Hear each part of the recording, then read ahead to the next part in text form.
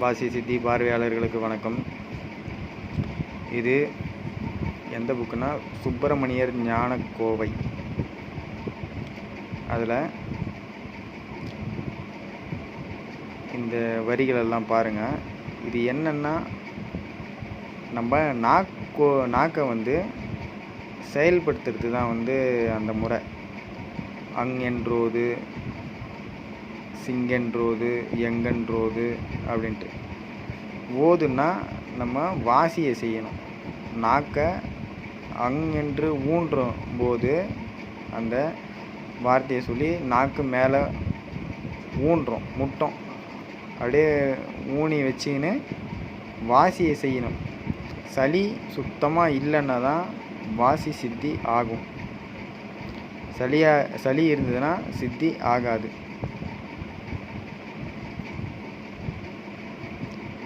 வணக்கம்.